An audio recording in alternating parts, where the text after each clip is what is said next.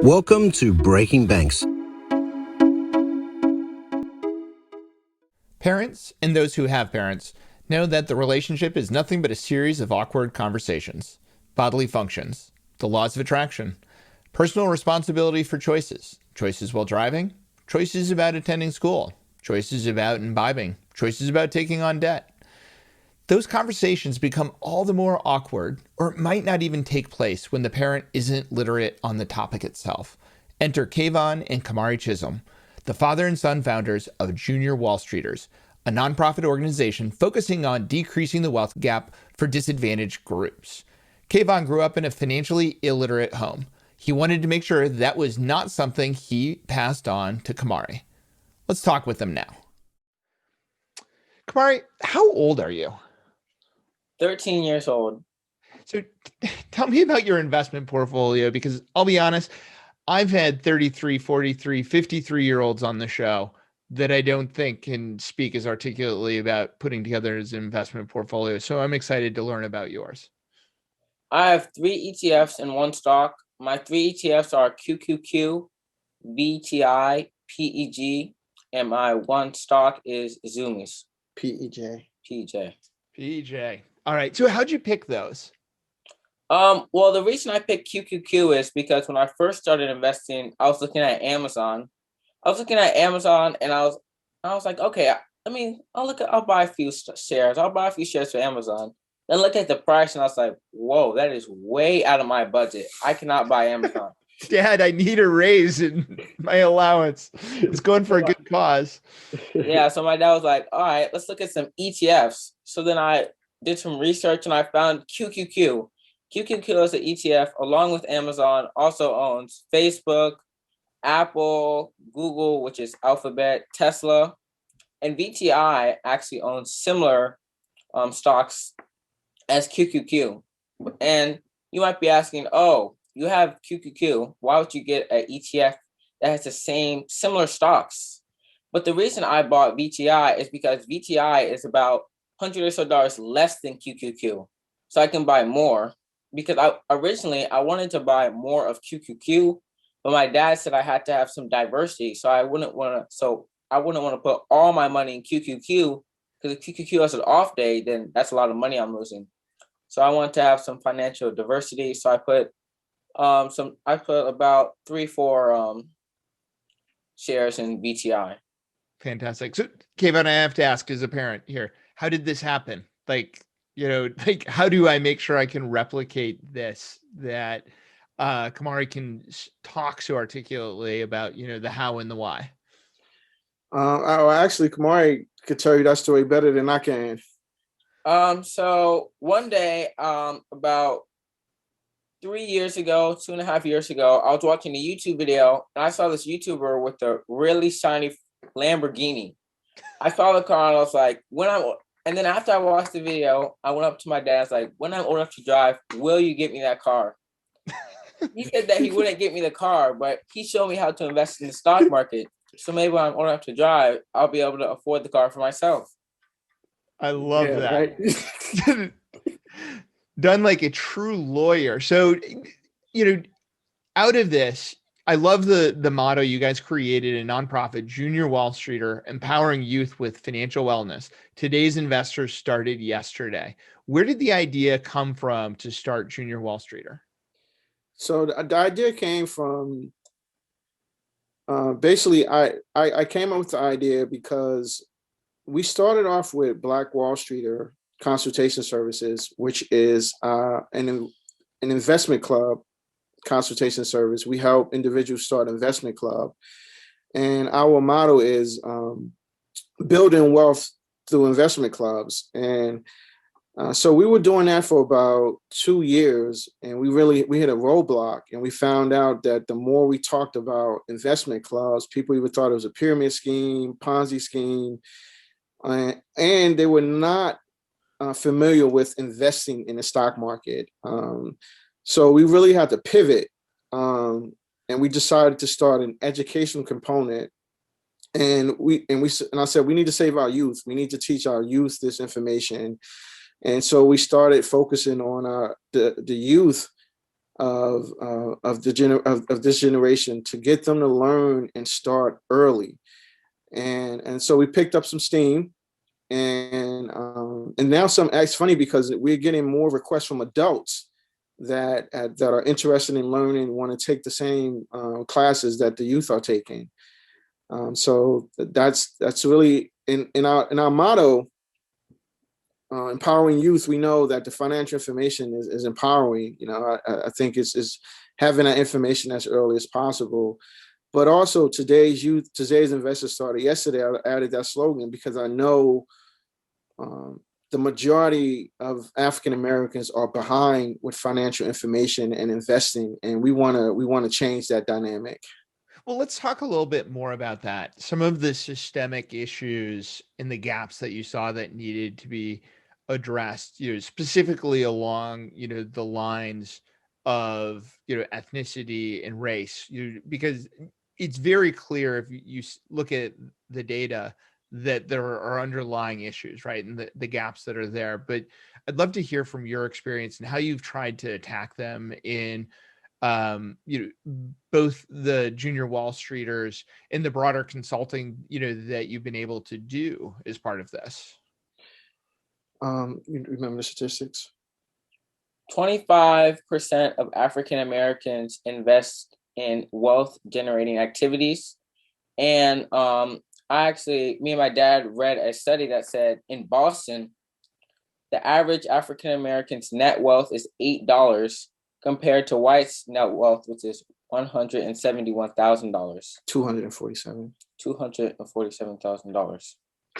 Yeah. So our goal. So as a family, right? I mean, people think that because I'm a lawyer, I'm wealthy. I'm a government lawyer, right? I work for the government. But as a family, we've had our family investment club for 17 years, and that's how we're probably going to pay for Kamari's college education, at least some of it, right? He's in private school now, so that's really how we able to afford that through our investment club, right?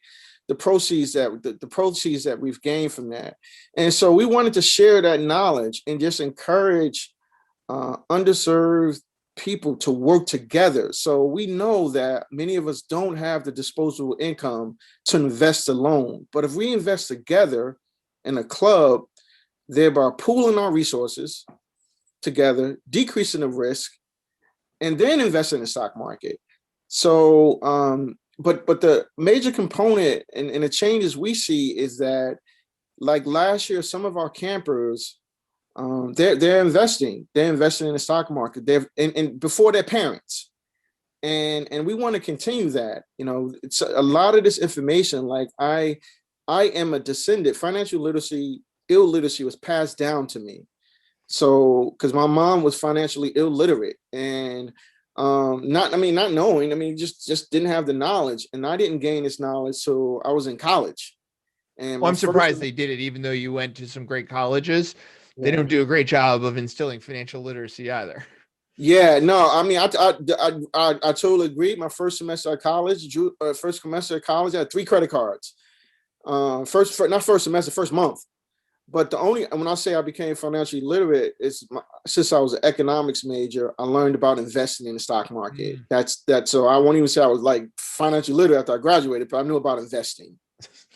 Most college graduates learn about the financial literacy known as debt, both the credit card and the student loans. So you said 2 really important programmatic things, and I think it's really worth drawing out. So Jennifer Tesher from Financial Health Network and I rail on this all the time, that financial literacy just doesn't work, but you've made it work, I think, through 2 very powerful sociological levers to it. First is the investment clubs. How do the investment clubs work, right? Because I think it's more powerful than just the fact that you've pooled the resources and kind of reduced the work. There's also some social pressure, to perform and to stick on it in a way that, it's one of the most powerful aspects of Weight Watchers. It isn't, the food they give you so much as you've joined, kind of this mission and have social accountability attached to it. Yeah, that is very important. And we try to encourage individuals, family members, and friends, at least 10 to 15, to get together, right? And the primary purpose to me, when I train individuals, is become financially literate first. So you join a club and your monthly meetings are centered around different financial topics. It could be about insurance, like having life insurance, right? Or it could be about ETFs. So we do not encourage individuals to join a club right away to start investing. We want them to become, and sometimes when I work with clubs, I schedule a meeting. So I determine what the topics are. So it might be what is the stock market? So we try to teach them early on, and then after being in the club for 6 months to a year, they will start investing. Again, but it's like, they may put in $100 a month, 10 individuals, so they might be saving for a year before they choose to invest in the stock market. So then, Kamari, you can explain this. How do the summer camps work? You mentioned the camps, which the idea of an investing summer camp is really intriguing to me. Well, what I do in the camps is I teach kids my age and some older kids how to budget their money and how to track their stocks. So I teach them how to track their stocks, which I like to say is invest or track in what you know. So I play a lot of sports. So I might be looking at Nike or Under Armour. I also play PlayStation. So I might be looking at Sony. So then I teach them invest in what they know, track what they know. And then with the budgeting, we have budgeting envelopes. And then, for example, I get about $20 every 2 weeks for chores. So I divide my money that I get in those envelopes into different envelopes. Literal physical envelopes. I love it. The most effective budgeting system ever created. Yeah. And adored by grandmas everywhere. Yeah. Depending on what I'm saving, I'll put more money in one category. Maybe if I want to donate to charity for 1 week, I'll put more money in the donate. If I want to save up for more things that I want, I'll put money in the save envelope, but I'll just divide my money into different envelopes depending on what I want at the time. Now, read this really interesting study in Coinbase that college-educated Black Americans are nearly twice as interested as college-educated white Americans in learning more about crypto. And then Cassie, our executive producer, said, yeah, Junior Wallstreeter, has crypto in its curriculum. What are you teaching about cryptocurrency and the approaches? So, and that goes back to our slogan, right? Today's investor started yesterday. And crypto is really new to me. At first I was really against it because, not necessarily against it, but I do well in the stock market by itself. And I'm not really prone because it's not regulated, so to say. So I was a little bit hesitant, right? Yeah. But we want to just give people an introduction, right? So that's a new camp we added this year. Our basic camp last year was financial literacy and investing. So you asked that. So we start off with banking, budgeting, understanding credit. Then we get into investing. And that part, some people, when we taught adults, all they wanted to do is learn about investing. But the part we try to stress is you need to know about an emergency fund, right? That's a major issue in the African American communities, having money set aside. So we do not bypass the basic financial literacy. And so this year we're offering advanced stock analysis. Some of the parents wanted more math. So we added the advanced stock analysis has more math involved, and we add real estate. And then kids could understand just the basic of Forex and crypto, just to familiarize themselves with how that works. And Kamari will be one of the first students in that class. So you've mentioned the camps. How do people find out about the camps? And I'm assuming these are virtual camps now in the land of COVID. Yeah, these are, again, last year we were trying to go in person, then COVID broke out. So yeah, all these are virtual. You can go to our website, www.thebblackwallstreeter.com, and you can register. New people to our program, new students have to take the basic financial literacy camp first, and then they could take the advanced courses. So we have alumni, and they're invited to take they could take the advanced courses right away because they're already familiar with the basic stuff. We have to refresh their memory, but our website has all the camps available where you can take them. So, a lot of the listeners work within financial institutions and fintechs. If they wanted to get involved and support you along this mission, what kinds of partnerships or interests do you have in being able to work with other institutions? Oh, that's a great question, Jason.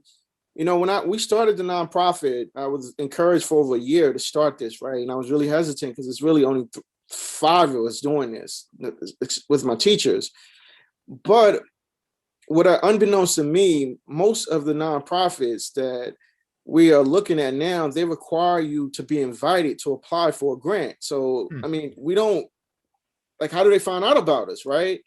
So on our website, we have a donate button. You could donate, you could sponsor a camper.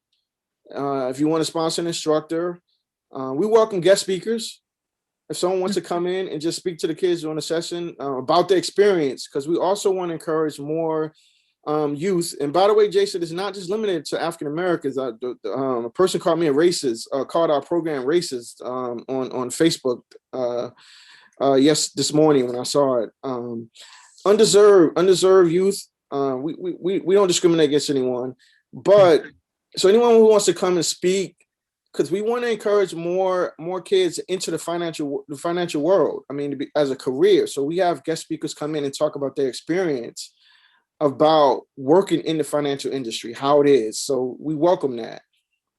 Yeah, but I mean, that is undeserved. And I think it downplays the importance of modeling in terms of what we see and what we do. We did an episode a little over a year ago called The Black Banker. And it had kind of the journey of one Black and one brown banker in traditional banking, and then one within financial advising. And them not even knowing those were careers open and accessible to them, because everyone they had met who kind of, was doing that did not look like them, did not have their background. So this idea of, there's a very similar set of research around women in investing, right? Yeah. The reason more women hadn't been involved in investing, why we do need to, make sure we curate those things. So as we close out our time together, first, Kamari, I'm curious, if you could invest in anything, right now, like you had a bigger budget, you're a portfolio manager now, what else would you go out and buy? Right now, I'll probably just invest more in the stocks and ETFs I have right now because they're doing well for me. But maybe with a couple more days and some research, I might invest in some of the stocks and ETFs that my dad's investment club has, because my dad has an investment club and they have more money than me. So they have the ability to make more money than me because they can put more money into stocks and ETFs. So I'll probably ask my dad for some ETFs and some stocks. And I might buy Amazon because I might look at Amazon. I might buy a risky stock like Tesla, but there's a lot of options. Also looked at General Motors. You were looking at General Motors and Dollar Tree, a dollar store, something like that. Yeah, I was looking at Dollar Tree and General Motors the last couple of weeks and tracking them. I'm not going to go with Dollar Tree because it hasn't been doing well, but I might think about going with General Motors.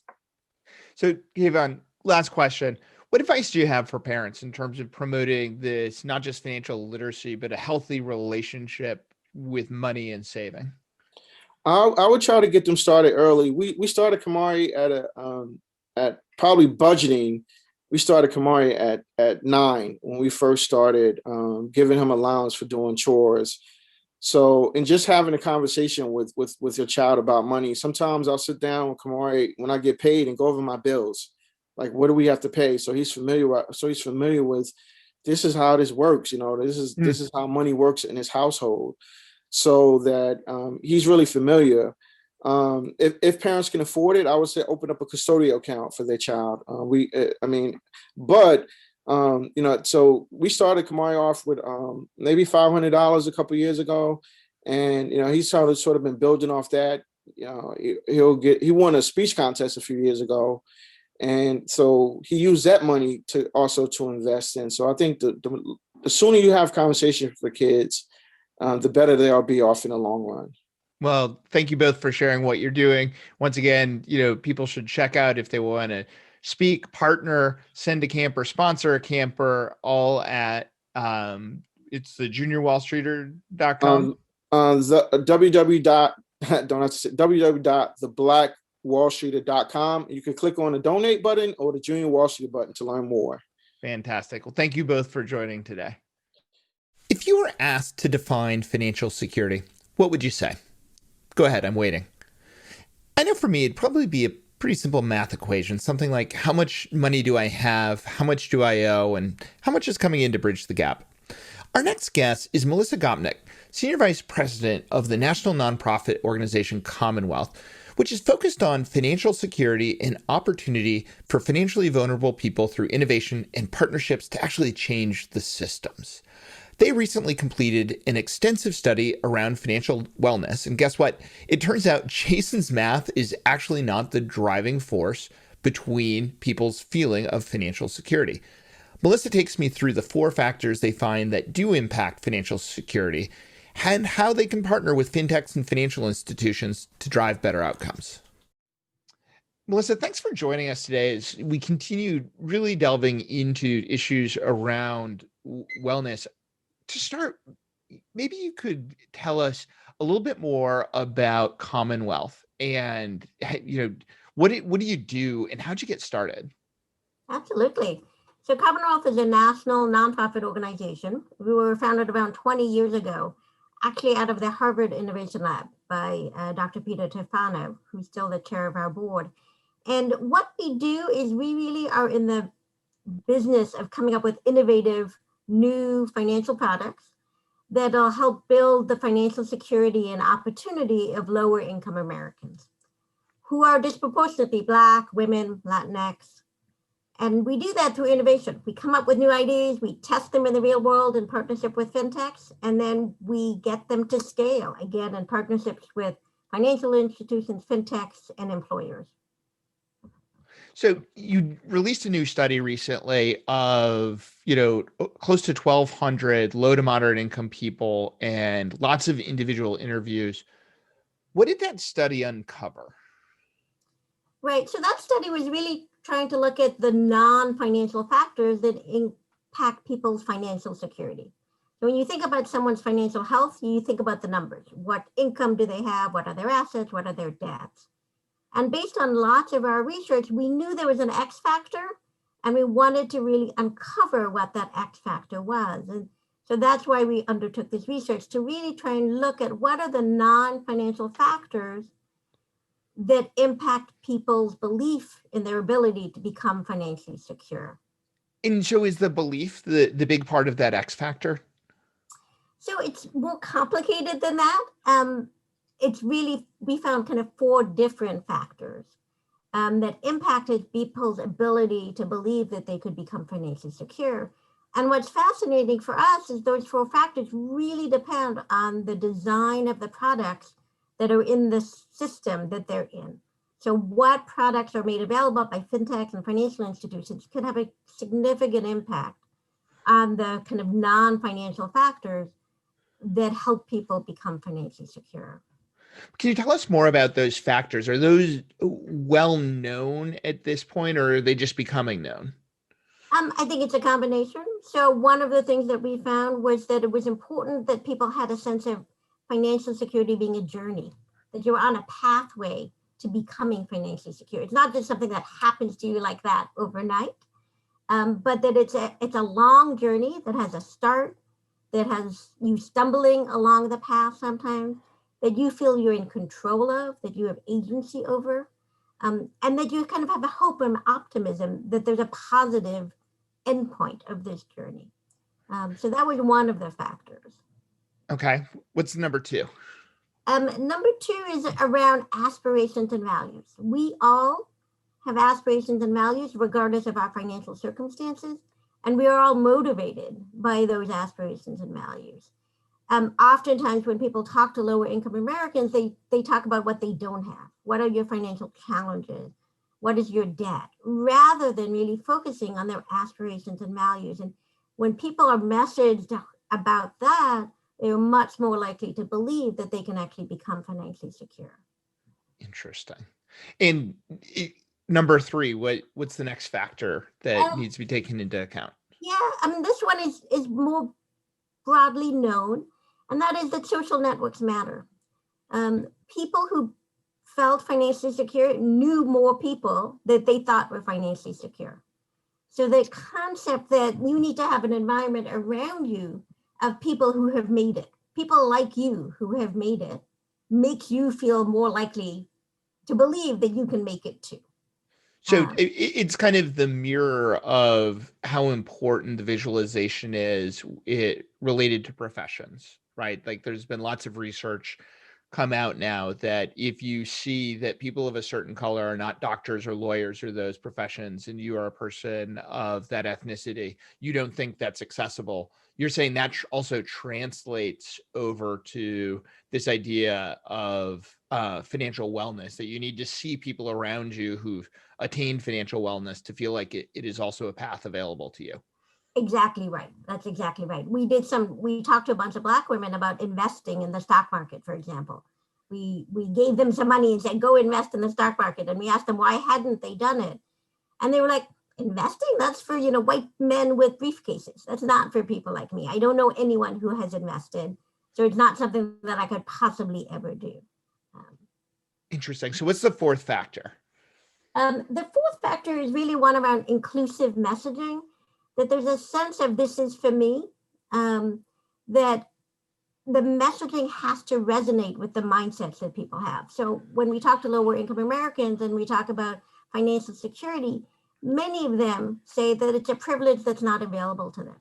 Like they don't manage their finances manage them. And so when fintechs talk to them about, oh, we can help you manage your finance, for them, they're like, who are you kidding? That's not me. You're not talking to me.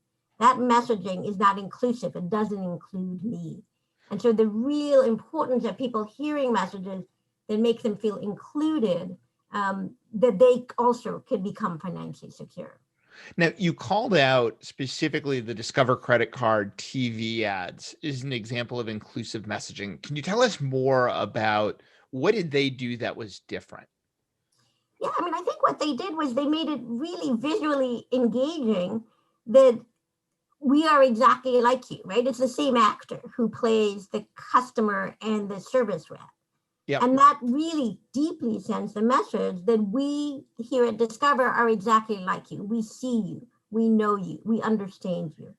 The taglines, in fact, treating you like to be treated. Like that is so deeply about recognizing who you are. So of these 4 factors, I think publishing is a great first step, but Commonwealth doesn't stop at that. You also develop solutions. So, how do you go about, bringing solutions to bear that, really reinforce the journey mindset? Yeah, so right now we're working with a bunch of different fintechs, and we hope to work with more to test these ideas in the real world in terms of what does the messaging need to be like? What are the product features that you need to have to support people having a journey mindset?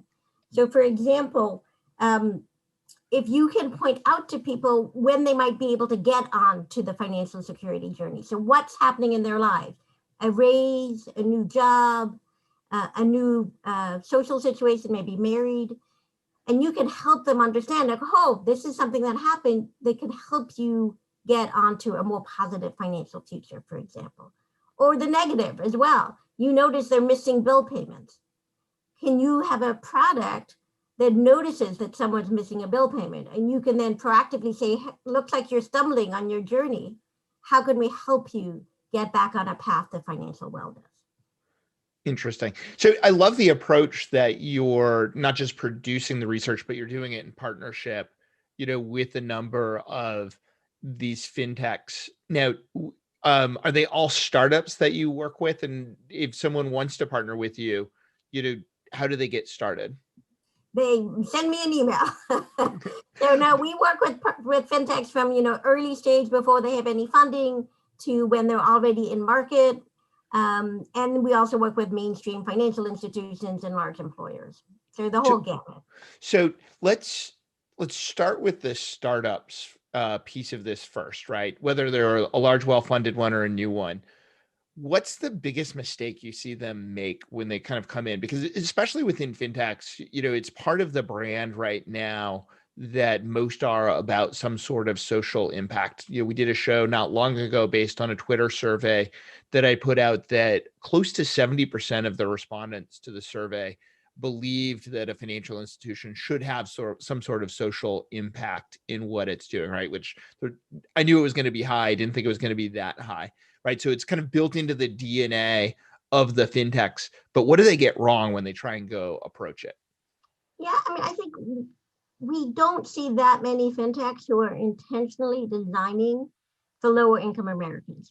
And these are folks who are disproportionately women and Black and Latinx, that they don't understand that the needs, the wants, the aspirations of these customers are different, and that you need to design for them. We see lots of fintech designing for young millennials, but very few who really have figured out the business model. And there is one that works to address the needs of these customers. Yeah. Now, if you look upstream, what are the things that when you look at either the large employer groups or the incumbent financial institutions, what are they still getting wrong? Either because we didn't understand it at the time or it becomes embedded. I mean, I think an example of something that's embedded is the concept of overhead fees. Right? Mm. They have been charging overhead fees for large financial institutions for a very long time. And that's kind of built into some of their financial models right now. And they haven't understood the impact of those overhead fees and why there are other ways to generate income that improve the financial health of their customers. I think financial institutions are starting to think about financial health of their customers rather than simply transactional relationships with them. Mm-hmm. But it's still a long way that they have to go. Now, a big part of this, I know part of Commonwealth's mission is it recognizes that a big part of it is actually the system has some flaws in design. What are some of those flaws you think that we need to begin to attack? Yeah, I mean, I think there's a lot. I think people sometimes don't know what we mean when we say systems. I think it's a word that people use a lot, like people talk about systemic racism or systemic discrimination. And I think sometimes people have a hard time kind of grasping what systems mean. And I think that's why it's hard sometimes to see what the barriers are. Yep. I like to use a food metaphor because I'm a foodie. So what I choose to make for dinner tonight, for example, Okay. is very partly, only a little bit based on what I want to eat, right? It's based on what do I have in my fridge, and that's based on what supermarkets I can get to. It may be based on if I have enough money to go out to a restaurant and if there's one in my neighborhood pre-COVID. It might be based on what my husband and my daughter want to eat, right? Yeah. So it's very much little based on what I actually do or want. And the same thing is true with financial systems, right? That the landscape of products and services and experiences around me impact what financial choices I can make. And so that's why when we talk about systems, it's the whole system. It's what the products are, it's how they get distributed, it's how they get messaged, it's what is the historic relationship between a customer and that product. So it impacts both the income side from an employer perspective and also the debt side from a financial institution perspective. One of those big pieces of debate oftentimes is the presence of branches in some of these neighborhoods. Where do you fall on that debate? And I'll just call I am an anti-branch person, that I think if, we think that branches are going to solve some of these issues just by having a branch in the neighborhood, we're probably wrong.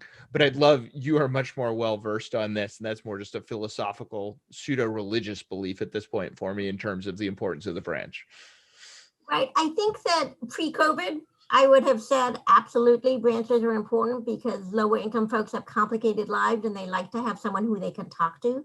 We've done tons of surveys of folks to try and understand why they want to go to the branch. And it's because of the personal relationship. My life is really complicated and I need someone who I can explain my life to. What we've seen with COVID is people have had to go digital.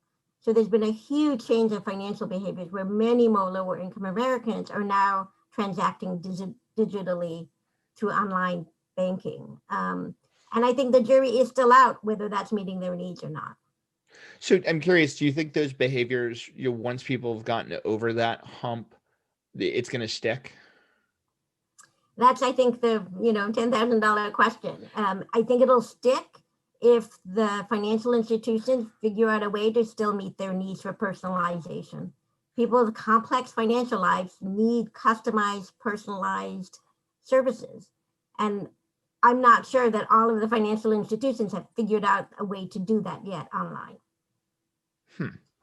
And I would think online to some degree, and again, a Jason's soapbox is we often confuse personable with personalized, right? That I come in and, my golden retriever knows, every branch that has treats in, a 5-mile radius when we lived in downtown Chicago, and everyone was friendly and loved the dog and remembered the dog's name.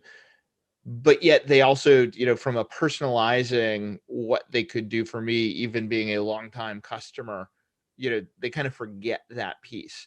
I would think the ability for technology to actually, micro tailor interactions with these people, like that should be part of the true power of the fintech when we talk about addressing these groups. Absolutely. If the way that they personalize, if the algorithms that they're using to provide the personalization actually understand the financial lives of the folks that they're dealing with. We are doing a big survey around chatbots to try and understand, do chatbots work for lower income Americans? Or are the algorithms that are behind them designed based on data that doesn't kind of match the financial lives of lower income Americans? So absolutely, personalization would be great as long as the kind of the data engine behind it that's making the recommendations actually work for everyone. Well, and that brings up another point that has come up on some of the episodes around user experience and design.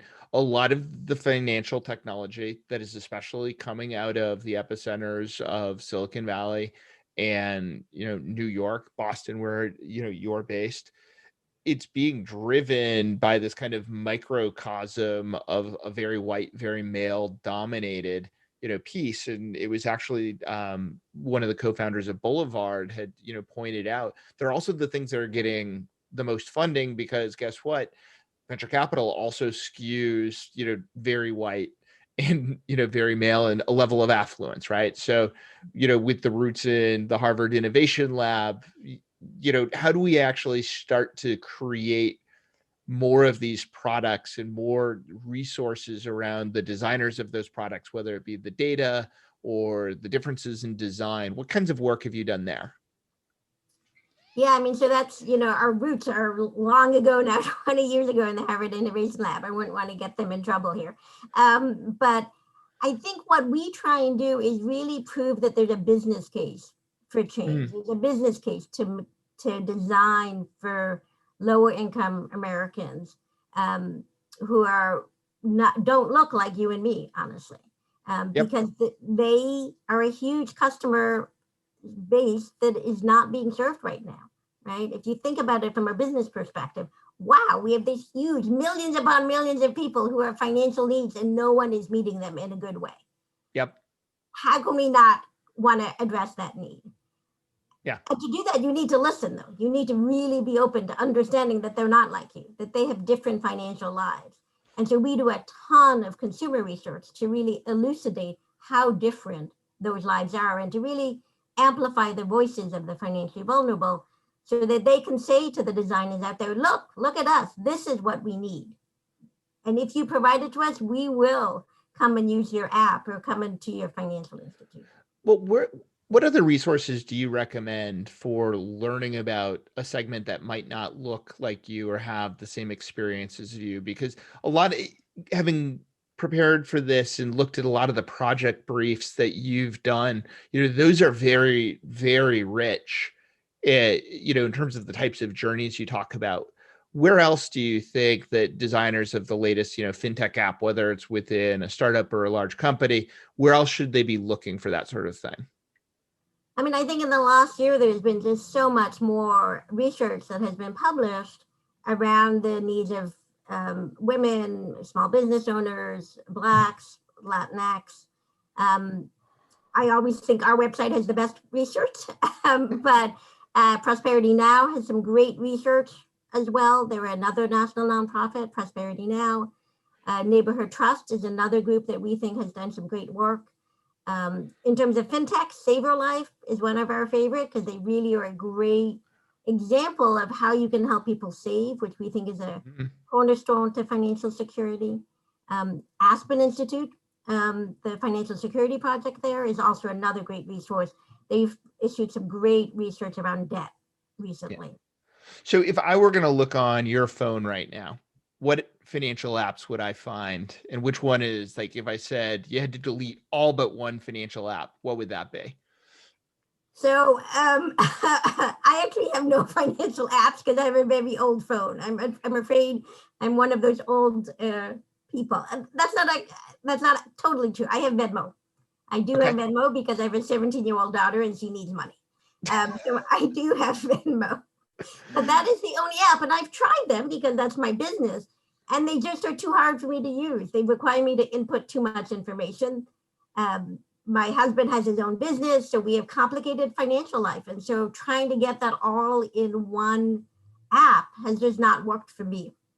Now, do you, from an online perspective, if it's not on the phone, what tools do you use, in the browser then? Yeah, no, I do online banking. I pay all my bills online so that I don't have to worry about missing bills. So all of my bills are automatically paid. Got it. I think that's something I have the luxury of doing because I have a paycheck that's the same every 2 weeks. Well, I mean, this brings up an important point. What do you think the industry gets wrong about thinking about improving people's financial lives? Because you've hit one of the hot button issues there. Yeah, I think making things automatic is just not always good for people. If your take home pay, if I work at Target and my hours vary week by week, so some weeks I make $100 and some weeks I make $200, having an automatic bill pay doesn't work for me. I need to have control and choice so that I can manage my financial life better. And also, when I make a decision for myself, I make the choice to do something.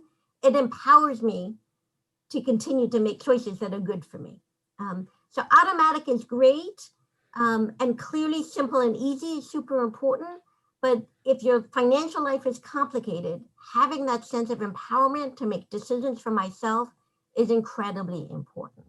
Well, pushing back a little bit on that, though, getting people to make decisions is hard, right? When I was at Burke Street, we did lots of research on this, that people panic about making the wrong decision. And it is a lot easier to kick that can down the road, right? The aversion of a wrong choice today seems more painful than the wrong choice tomorrow. So I'm just going to keep kicking that down the road until I'm many years past the, boy, I wish I was putting $5 in my 401k for, every week for 25 years. How do you find that balance, right? Because you're right, you do need agency and you do need control, and the practicality of, the easy decision if I, work at Target and my hours fluctuate is I can't afford to save anything. But if it's a week by week choice, I probably never make the choice to save as much as I should or to start a 401k. Where do you find the balance?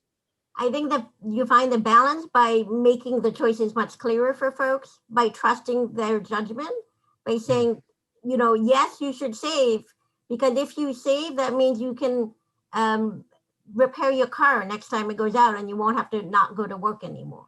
So I think we just need to get better at providing information to people in ways that work for them so that they can make the best decisions for themselves.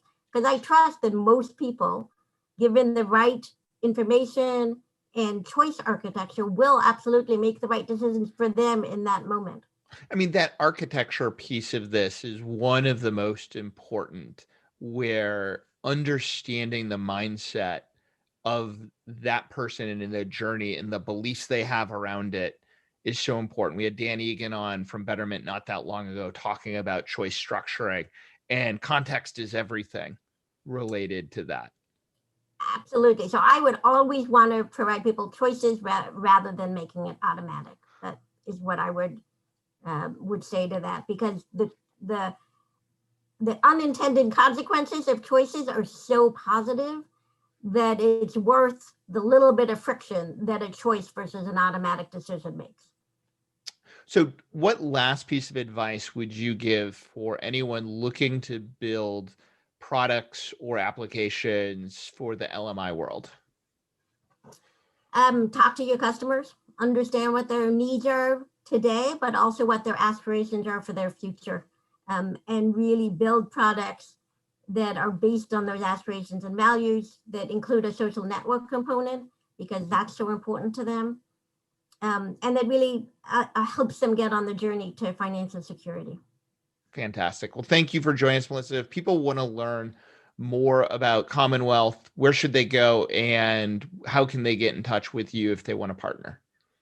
They should email info@buildcommonwealth.org, and our website is buildcommonwealth.org. Fantastic. Thank you for joining us today. Thank you. That's it for this week. If you like the show, make sure to give us a 5-star rating on your favorite podcast platform, or share it with a friend, or share it on social media. We'll see you again next week with more Breaking Banks.